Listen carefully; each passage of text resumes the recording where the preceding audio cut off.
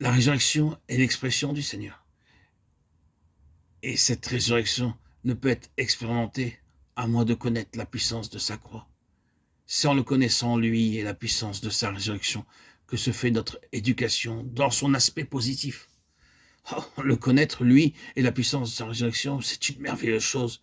Lorsque vous et moi, nous sommes sans fausse modestie, mais sincèrement obligés de reconnaître cette terrible réalité. C'est la fin de toute chose. Moi, qui ai tellement parlé, moi, qui ai si souvent prêché, moi, qui ai enseigné, je suis parvenu à la plus grande extrémité, à la fin. C'est la sentence de mort. Rien d'autre n'est désormais possible. Mais c'est terriblement et tragiquement vrai. C'est alors que Dieu ressuscite celui qui est mort. Vous allez alors de l'avant, vous avez reçu quelque chose de plus du Seigneur.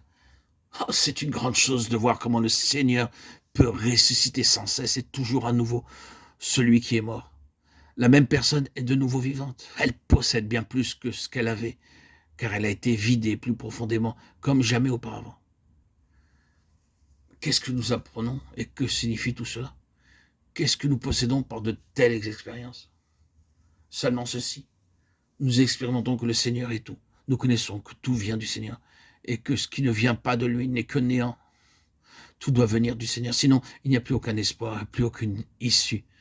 Nous empressons alors de dire « Oh, si cela dépendait de moi, rien ne serait plus possible. » C'est seulement alors que le Seigneur le fait.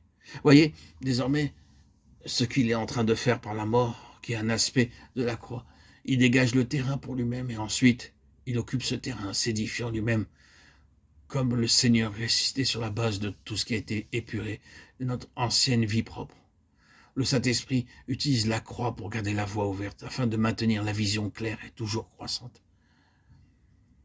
Nous avons déjà souligné lors du changement de dispensation le jour de la Pentecôte. À partir de ce moment-là, il y a eu une merveilleuse émancipation pour une nouvelle liberté. Dans l'ancienne dispensation, cet ordre était un assujettissement car les gens étaient engoncés dans les vêtements d'un système religieux. Dans la nouvelle dispensation, cette rigidité a disparu. Il n'y a rien qui suggère cette étroitesse d'esprit dans les livres des actes.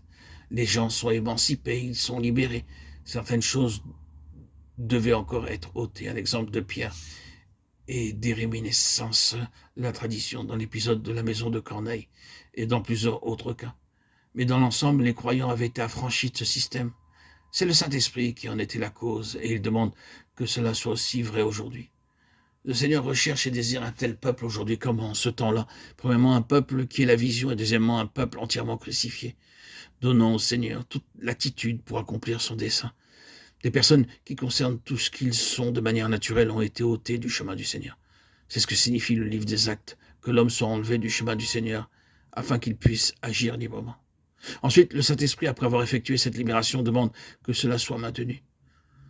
Nous avons fait remarquer que la tendance constante et permanente de l'homme et les efforts de l'ennemi veulent nous ramener en arrière sous le joug de l'esclavage, cherchant à emprisonner le Saint-Esprit dans une nasse, dans un système de choses cristallisées, un système ecclésial, un système d'église, un ordre religieux fait de main d'homme, un formalisme, une organisation. Souvent les choses commencent et sont conformes aux pensées divines, mais par la suite, l'homme s'approprie les pensées divines et s'en sert pour lui-même au lieu de servir Dieu.